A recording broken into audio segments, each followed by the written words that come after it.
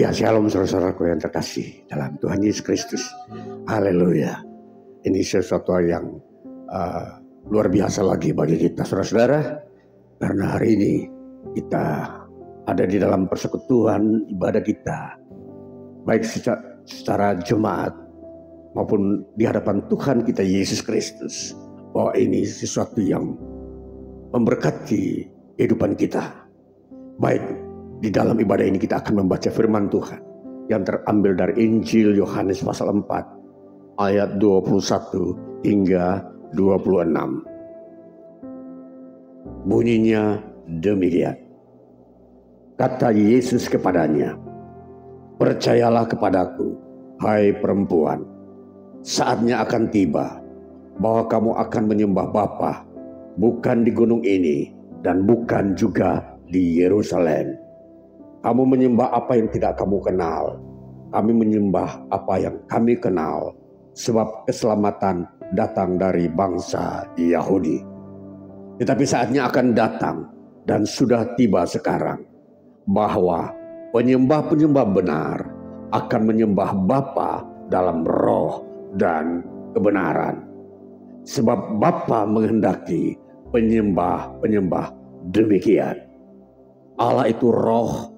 Dan barang siapa menyembah dia harus menyembahnya dalam roh dan kebenaran." Jawab perempuan itu kepadanya, "Aku tahu bahwa Mesias akan datang, yang disebut juga Kristus. Apabila ia datang, ia akan memberitakan segala sesuatu kepada kami." Kata Yesus kepadanya, "Akulah dia yang sedang berkata-kata dengan engkau." Sampai demikian jauh bagian firman Tuhan bagi kita saudara-saudara di pagi ini. Sungguh kita ingin mau memetik sebuah makna kehidupan lagi di hari-hari kita saat ini sampai ke depan. Bahwa di hari-hari ini zaman tidak pernah menyediakan sebuah berita yang menyegarkan. Dunia tidak pernah menyajikan sebuah kondisi kehidupan manusia yang aman dan tentram, saudara-saudara. Kali ini kita akan mendengarkan firman Tuhan lagi, di mana pernyataan-pernyataan Yesus bukakan, Yesus tampilkan siapakah dia dan bagaimana kehadirannya di dunia ini. Dan bagian yang kita sudah baca dari Injil Yohanes pasal 4 ayat 21 sampai 26 ini, bagian singkat dari seluruh perikop pembacaan ini, saya memberikan tema penyembah benar. Saudara, sesuai dengan bagian bacaan ini ditekankan bahwa penyembah benar adalah itulah yang dicari oleh Allah. Kalau kita mau melihat kondisi-kondisi bagaimana cara pandang manusia menghadap Tuhan, bagaimana cara manusia di muka bumi ini mau menghadap penguasa, pencipta langit dan bumi. Dan itulah yang sering disebut sebagai mereka melakukan ibadah. Mereka melakukan sebuah sujud dan sembah kepada Yang Maha Kuasa, saudara-saudara. Dalam kali ini, saudara-saudara, di dalam teks Alkitab yang begitu unik dan ajaib, yang sungguh mengejutkan banyak orang dan para pembaca yang membaca kisah ini sungguh-sungguh begitu terharu melihat pernyataan Yesus Kristus. Bagaimana Yesus Kristus mengklarifikasikan bagaimana manusia menyembah Allah dengan benar. Saudara, penyembah-penyembah benar tentunya ini sebuah hasil daripada mereka yang menemukan kebenaran di dalam menyembah Allah. Sebuah kebenaran yang memang seringkali itu tidak disajikan secara terbuka. Biasanya penyembah-penyembah yang mau menyembah Tuhan dengan benar dan baik itu biasanya tersembunyi, saudara-saudara. Dia tidak pernah ada secara terbuka di depan umum bahwa inilah penyembah benar. Jadi penyembah benar tidak diukur dari kuantitas, jumlah banyaknya orang, saudara-saudara. Yesus tidak mengajarkan penyembah benar itu di depan 5.000 orang banyak. Tapi dia mengajarkan itu di depan hanya satu orang, yaitu seorang ibu, seorang wanita Samaria. Saudara-saudara, melihat dari seluruh pelayanan Yesus, di mana Yesus sering tampil di depan banyak orang, baik itu mereka orang-orang rakyat biasa yang bercampur dengan tokoh-tokoh agama, baik itu Yesus hadir di tengah banyak orang yang di situ ada yang memiliki sakit penyakit. Namun kali ini Yesus hadir atau Yesus mendatangi hanya seorang wanita, perempuan Samaria. Dia seorang wanita yang separuh baya. Dan dia adalah seorang wanita yang mempunyai latar belakang sosial yang begitu buruk, yang tidak terpandang, saudara. Inilah kondisi yang kita hadapi saat ini. Bahwa Yesus, dia mendatangi pribadi lepas pribadi. Siapapun dia yang statusnya begitu buruk atau begitu rendah di dunia ini, Yesus pun bisa mendatangi mereka. Dan ini salah satu kisah yang begitu mengejutkan tokoh-tokoh agama, termasuk para murid. 12 murid Yesus begitu kaget ketika melihat Yesus sedang berbicara di tengah siang bolong dengan seorang wanita separuh baya di sumur yang memang dipakai sebagai tempat orang mencari air. Dan inilah situasinya. Inilah latar belakang percakapan Yesus dengan seorang wanita ini. Dan Yesus membukakan siapakah dia sesungguhnya yang sedang menyatakan seluruh kebenaran Allah di bumi ini. Dan itulah yang kita sudah baca di dalam Injil Yohanes pasal 14 ayat 21. Dikatakan, kata Yesus kepadanya, percayalah kepadaku. Percayalah kepadaku, hai perempuan. Saatnya akan tiba bahwa kamu akan menyembah Bapa bukan di gunung ini dan bukan juga di Yerusalem, saudara-saudara. Jadi memang di mana generasi manusia sebelum Yesus hadir, khususnya di tengah-tengah orang-orang Israel, mereka telah menetapkan tempat-tempat untuk beribadah kepada Allah. Dan inilah fakta yang menyajikan bahwa keturunan daripada perempuan Samaria ini, dia adalah keturunan daripada orang-orang yang keluar dari Israel. Siapakah perempuan Samaria ini? Perempuan Samaria ini adalah sebuah keturunan di mana orang-orang Israel yang kawin campur dengan suku-suku lain di luar Israel. Sehingga mereka menyebut dirinya mereka orang-orang Samaria. Ya, kalau kita memperhatikan sejarah ini, tentunya mempunyai kisah yang memang begitu menyedihkan ya. Oleh karena sebagian orang Israel ini melanggar hukum Taurat. Mereka dianjurkan supaya tidak menikah dengan suku-suku lain yang kehidupan mereka adalah bercampur baur, di mana penyembahan mereka, kepercayaan mereka masih kepada berhala-berhala. Nah, itulah sebabnya suku ini atau bangsa Samaria ini adalah bangsa yang memang keluar dari Israel, berpisah, lalu mereka membangun sebuah kota tersendiri. Itulah Samaria. Saudara, kehadiran Yesus ini tentunya mengejutkan dan mengagetkan banyak orang di kota Samaria. Ketika Yesus berkata, percayalah kepadaku. Si ibu ini, si ibu yang separuh baya ini, yang memang dia dalam kondisi tidak mempunyai harapan untuk masa depan. Dia menerima berita bahwa Mesias telah bercakap-cakap dengan dia. Bahwa Mesias telah membukakan semua rahasia hidup kekal kepada dia. Yesus berkata kepada dia, Allah itu roh, dan barang siapa menyembah dia harus menyembahnya dalam roh dan kebenaran. Jadi Yesus mengajarkan bahwa menyembah Allah dengan benar adalah dalam roh dan kebenaran. Bukan di gunung di mana mereka sering menyembah Allah. Bukan di kota Yerusalem juga. Jadi Yesus menampilkan sebuah penyembahan yang benar.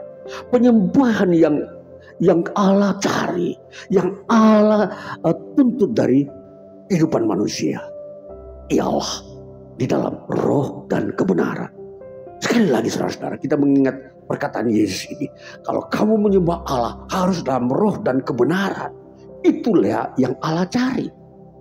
Jadi bukan di sebuah tempat gunung yang tinggi, bukan di sebuah kota suci seperti Yerusalem. Saudara-saudara, jadi ini kita harus mau melihat penegasan Yesus. Bagaimana Yesus hadir membukakan sebuah rahasia ibadah. Supaya manusia, generasi-generasi yang mau menyembah Allah, carilah dan datanglah kepada Yesus. Engkau ketika percaya kepada Yesus, engkau menemukan bagaimana engkau beribadah dengan benar dalam roh dan kebenaran. Sesuatu pernyataan Yesus begitu indah, bahwa menyembah Allah itu harus dalam roh dan kebenaran. Bukan dalam roh saja, tapi dalam kebenaran. Inilah yang ada di dalam Yesus Kristus. Saudara, sebelum kita masuk di dalam pengembangan aplikasi ini, kita mau melihat bagaimana kondisi kota di mana si perempuan ini, ibu separuh baya ini tinggal. Di Samaria ada sebuah kota namanya Sikar. Kota Sikar ini adalah satu-satunya kota yang begitu terkenal di provinsi Samaria. Dan pada era di mana Yesus hadir, di mana kekaisaran Romawi menguasai wilayah-wilayah yang ada di Israel. Yudea adalah pusat provinsi kekaisaran Romawi di Israel. Jadi Yudea ini adalah provinsi yang dikatakan sebagai kota orang Yahudi. Ketika dalam pelayanan Yesus ini menemukan seorang wanita ini, Yesus berjalan dari Yudea ke Galilea. Tetapi sebelum sampai di Galilea, dia melewati kota Samaria ini atau kota Sikar di provinsi Samaria. Di situ perjalanan Yesus dari Yerusalem, dari Yudea ke kota Sikar ini 67,5 kilo. Saudara, perjalanan dari pagi hari dari kota Yudea ke Samaria sampai jam 12 siang. Saudara, ini perjalanan memang 67 kilo tentunya pasti melelahkan. Saudara, kita melihat kehadiran Yesus di kota Samaria bukanlah sebuah kebetulan. Tapi ini sebuah misi Yesus untuk menyelamatkan orang-orang Samaria. Saudara, dalam perjalanan ini, di situ kota Samaria dalam kondisi kota yang tidak terlalu begitu mengenal siapakah Yesus. Kota yang tidak mengerti apakah Mesias itu telah datang ke dalam dunia ini.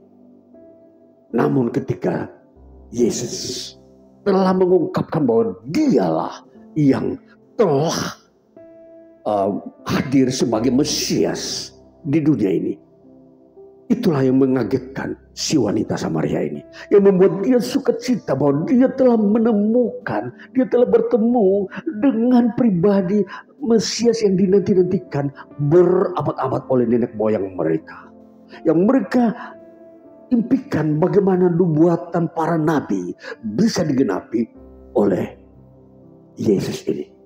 Dan dia yang berkata-kata mengenai hidup yang kekal. Saudara-saudaraku yang terkasih, bukan saja perempuan Samaria ini yang menerima Yesus. Kembali saudara-saudara, bahwa kota Samaria atau kota Sikar, seluruh penduduknya menjadi bersukacita karena berita yang disampaikan oleh perempuan ini itu menjadi berita yang memenuhi harapan mereka bahwa Mesias telah menerima dan hadir di kota mereka. Saudara-saudara, jadi kita melihat bahwa kota Sikar yang masyarakatnya adalah orang-orang yang memang tidak bersahabat dengan orang Yahudi. Mereka telah didatangi oleh Mesias. Jadi ini saudara-saudara, sebuah prioritas, sebuah kasih karunia yang mereka terima di hari itu. Dan sampai pada hari-hari seterusnya, kota ini menjadi kota yang memiliki mayoritas penduduknya mengikut Yesus Kristus. Baik saudara-saudara, jadi ini kita melihat bagaimana di tengah-tengah kehidupan dunia yang begitu sukar, kota Sikar yang penduduknya mayoritas orang-orang Samaria, mereka menjadi penyembah-penyembah benar, saudara-saudara. Yang menjadikan mereka penyembah benar karena mereka menerima Yesus. Yesus menawarkan air kehidupan. Dan mereka menerima Yesus. Itulah sebabnya kunci untuk kita menemukan diri kita menjadi penyembah benar kalau kita menerima Yesus. Itulah yang Yesus tawarkan. Allah mencari penyembah-penyembah benar di dunia ini. Dan Allah mau menyediakan hidup kekal bagi penyembah-penyembah benar. Nah itulah sebabnya ke seluruh kota Samaria ini, seluruh kota Sikar ini, mereka seluruhnya menerima Yesus. Saudara, begitu mengagumkan peristiwa ini. Dan satu-satunya dari seluruh kota yang ada di Yerusalem, di kota-kota yang ada di sekitar Israel, hanya satu-satunya kota yang menerima Yesus secara 100% adalah kota Sikar ini. Kalau kota Nazaret tempat Yesus dibesarkan, banyak yang menolak Yesus. Padahal Yesus membuat banyak mujizat di situ. Kota Betsaida di mana Yesus membangkitkan Lazarus, di situ pun masih banyak yang menolak Yesus. Tetapi ketika kita masuk ke kota Sikar ini, seluruh masyarakatnya menerima Yesus. Inilah orang-orang yang dicari oleh Allah. Mereka dijadikan penyembah-penyembah Allah yang benar. Kembali saudara-saudara, kita mau melihat penyembah benar apakah itu? Penyembah benar adalah orang-orang yang beribadah dengan benar. Orang-orang yang memanggil Allah dengan benar. Orang-orang yang mempersembahkan korban kepada Allah dengan benar. Karena apa saudara-saudara? Karena Yesus Kristus menghadirkan roh dan kebenaran. Tidak ada manusia menemukan roh dan kebenaran selain hanya dalam Yesus. Maka ini saudara, kita mau memahami apa pernyataan Yesus seperti ini. Penyembah-penyembah benar itu datang daripada orang-orang yang percaya kepada Yesus. Jadi saudara, ini pernyataan Yesus bahwa penyembah-penyembah benar inilah yang akan hidup kekal. Jadi kalau kita memperhatikan apa yang terjadi di sekitar kota Samaria ini, itu menghadirkan sebuah iman yang mengguncangkan kota-kota sekitar. Bahwa kota yang mengalami kebangunan rohani ini, karena mereka sangat merindukan Mesias. Kota-kota di mana Yesus telah menyatakan dirinya bahwa dia anak Allah, malah banyak orang yang menolak. Banyak kota yang tidak percaya bahwa Yesus itu Mesias. Itu sebabnya banyak kota-kota yang Yesus kutuk mereka, hardik mereka. Kota-kota Korasim, kota Betsaida, celakalah kota-kota yang melabur tempat-tempat yang mereka anggap suci dengan hanya kapur warna putih. Tetapi di dalamnya adalah penuh dengan tulang belulang. Saudara, kembali kita melihat penyembah-penyembah benar. Itulah adalah masa di mana Tuhan mengerjakan pemulihan. Tuhan menghadirkan yang benar. Karena selama ini manusia hanya menciptakan dari usahanya sendiri untuk menyembah Allah. Manusia menciptakan kota Yerusalem sebagai kota pusat kota beribadah. Manusia juga menciptakan gunung-gunung yang ada di Samaria sebagai peninggalan Yakub untuk tempat beribadah. Tetapi kali ini Allah menyediakan bukan kota dan gunung, tapi Allah menyediakan Yesus sebagai pusat penyembahan kepada Allah, sebagai penyembah yang benar dalam roh dan kebenaran. Yesus. Maka ketika kita percaya kepada Yesus, itulah ibadah yang benar di situ dalam roh dan kebenaran. Jadi Yesuslah menjadi pusat. Sekali lagi, Yesus tidak menekankan gedung. Yesus tidak menekankan sebuah lokasi yang merupakan peninggalan sejarah, merupakan tempat-tempat arkeologi kitab suci, tempat orang-orang beriman mula-mula mengenal Allah seperti Yakub. Saudara, jadi perhatikan apa yang Yesus tekankan ulang mengenai penyembahan yang benar, supaya kita tidak terbawa kepada sebuah upaya manusia untuk mencari Allah, tetapi tidak bertemu dengan Allah. Tapi kali ini Allah menyediakan bagaimana manusia bisa bertemu dengan Allah dengan melalui datang kepada Yesus. Maka Yesus datang kepada manusia di bumi ini itu adalah sebuah usaha Allah. Jadi kalau itu usaha Allah, maka itulah yang benar. Tuhan menyediakan tempat di mana manusia beribadah kepada Allah dengan benar, yaitu dalam Yesus. Kembali saudara-saudara, kita menghubungkan konsep ini dengan konsep manusia modern sekarang ini. Banyak orang mau membangun sebuah tempat ibadah dengan penuh ruangan yang artistik, penuh dengan ruangan yang mewah. Tapi di situ Allah tidak hadir. Karena itu hanya upaya manusia untuk memberikan nilai-nilai kemanusiaan saja. Bukan mengenai kehadiran Allah. Bahwa Yesuslah yang harus diterima. Bukan karya-karya manusia di dalam menghiasi tata ibadah. Mari saudara-saudara, Injil yang diberitakan hari-hari ini, Injil yang menyangkut kemuliaan Allah, kebenaran Allah, bukan buatan manusia. Jadi ibadah yang ditekankan oleh Yesus ialah kamu percaya kepada Yesus, itu adalah ibadah yang benar. Itu ibadah dalam roh dan kebenaran. Saudara,